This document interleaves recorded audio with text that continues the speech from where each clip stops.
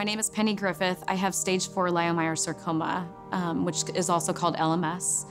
I wanted to share my heart and my story verbally. It's just easier than writing it. This all started with my knee hurting. And after some misdiagnoses from doctors, we discovered after an MRI that I had a massive tumor that wrapped around my knee and came up my femur bone about 6 inches.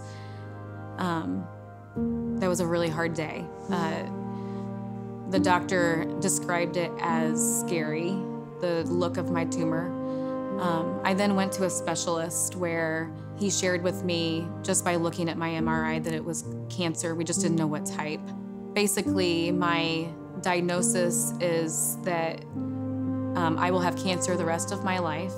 I would never get rid of my cancer, but that I would be able to maintenance my cancer with chemo. So I am on a very hard, strong chemo right now that puts me out for a week at a time. I do 21-day cycles. So this has been a hard journey. I've gone through ups and downs in my life already before, but this one was like no other journey I've been on.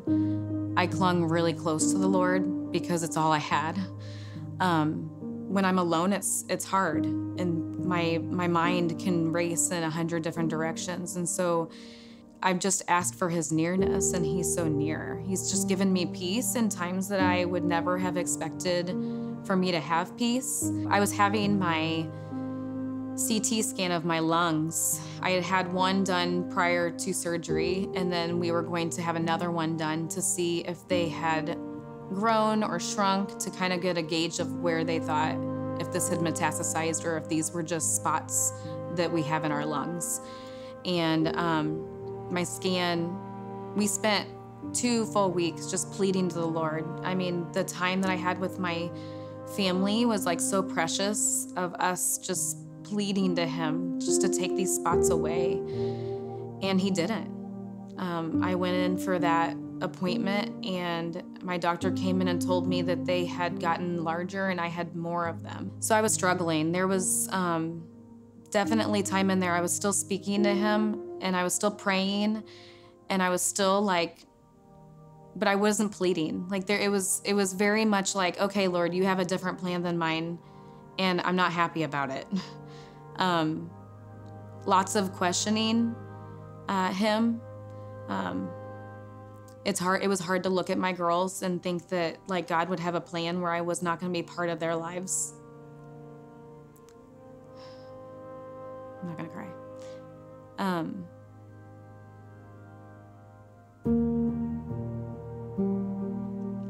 But again, once again, his people around me and I had one particular person tell me, well, when you can't plead, we will. And I do. Regardless of where I'm at with him at that time, I know people are pleading for me and pleading with me, and he remains super close to me. It's amazing how he has met me where I'm at in every step of this. I've gotten to just see his love and his care for me by his people, just loving and serving me. I've always probably been on the other end of that, and working at a church and serving. It got to come back around to me, and now I have people in my home cleaning and bringing me meals and financially helping us. And so it's been really amazing to watch the Lord work in his people.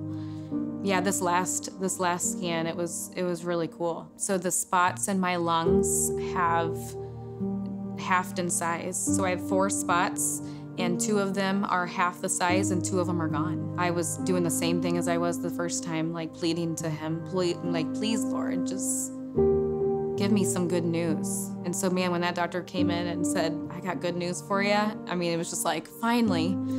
But he's still good, regardless of that. If she had come in and given me bad news again, he's still good. I think, and that's the part of all of this, that regardless of what he plans for me, this isn't my eternal home here. This is, I get so much better when I get to be with him. It's just the hard part is like mourning the losses here. But it was like he knew this time I just needed a little good, something good.